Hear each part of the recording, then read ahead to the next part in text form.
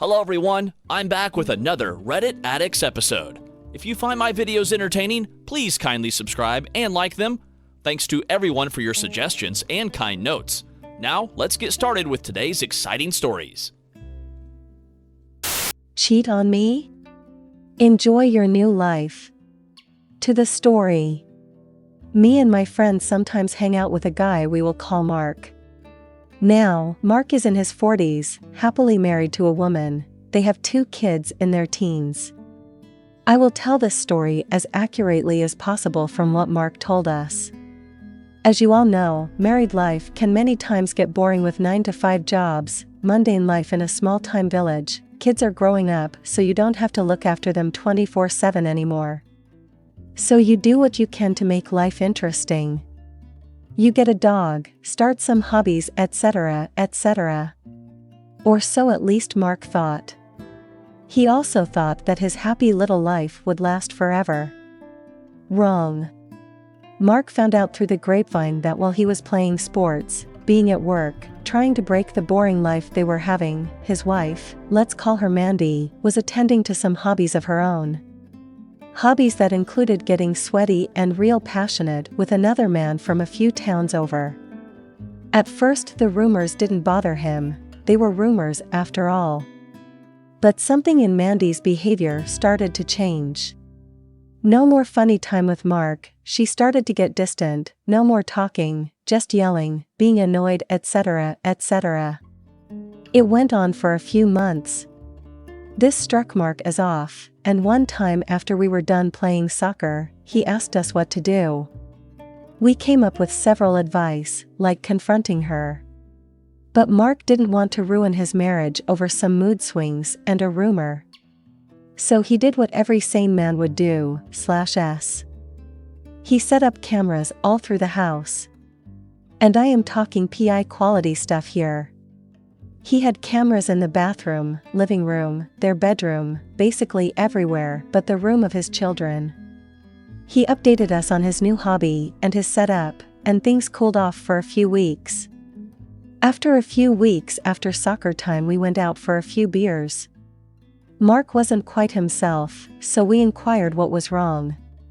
He told us that he, after several nights of reviving tape, found out that Mandy indeed was cheating on him. He was furious. They were married 20+ years, they were high school sweethearts with 2 boys, and she betrayed him. Now comes the revenge part.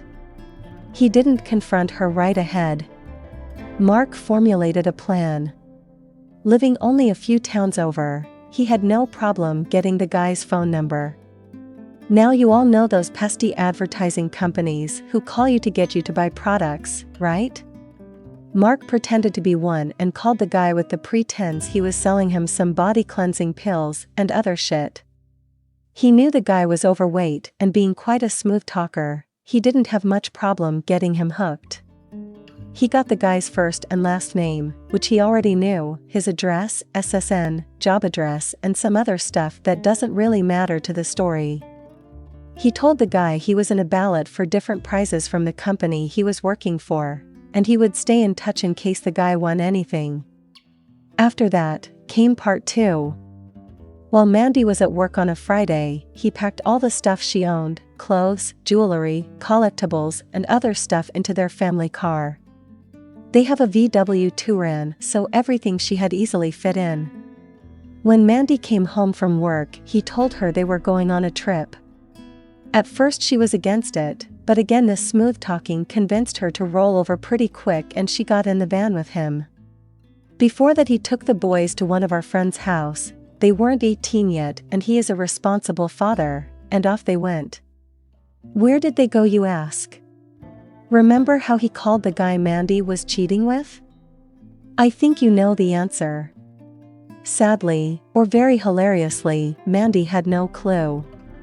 He took her, all of her belongings, to the guy's address and called him on the way, telling him to come outside.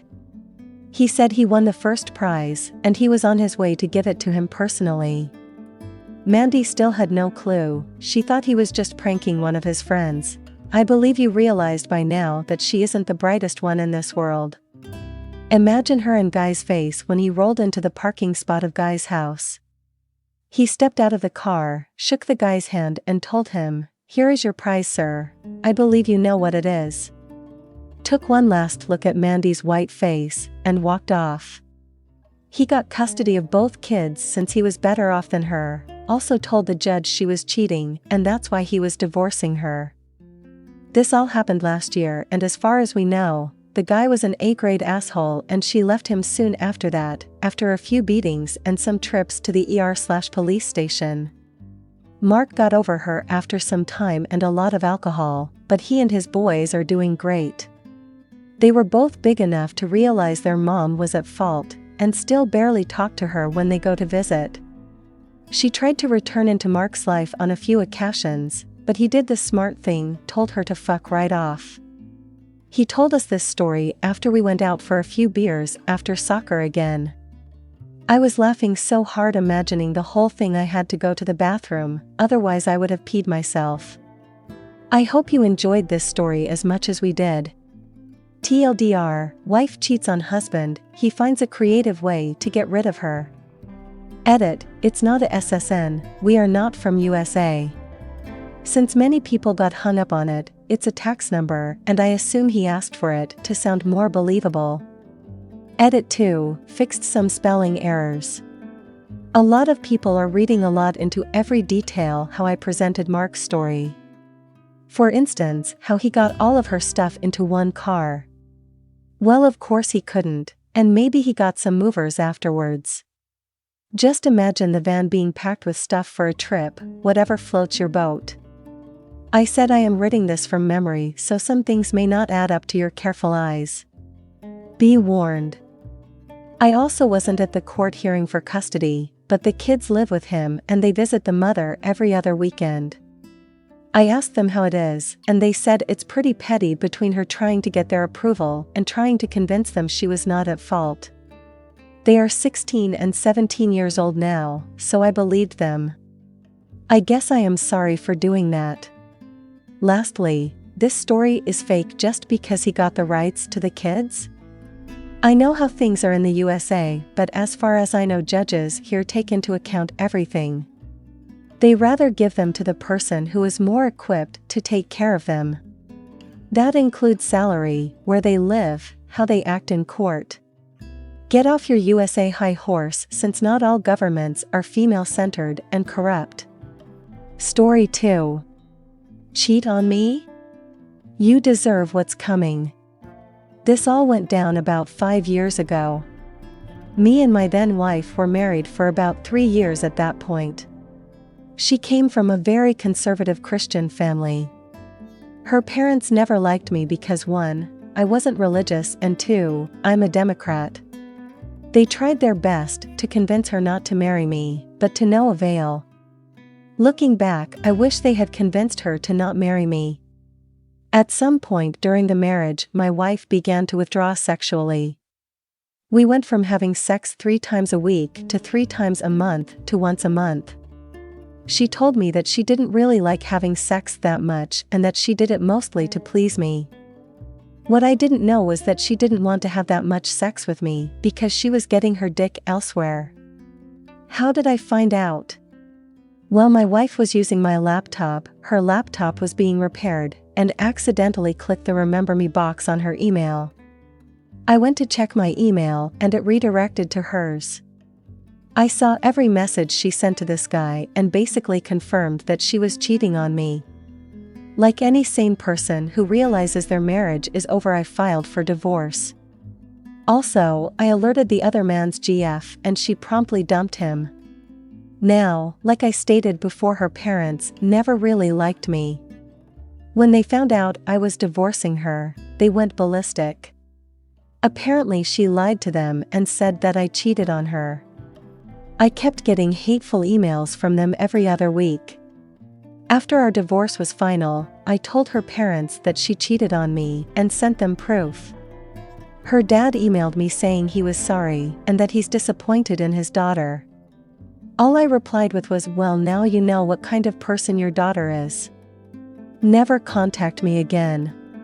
Neither of them have contacted me since.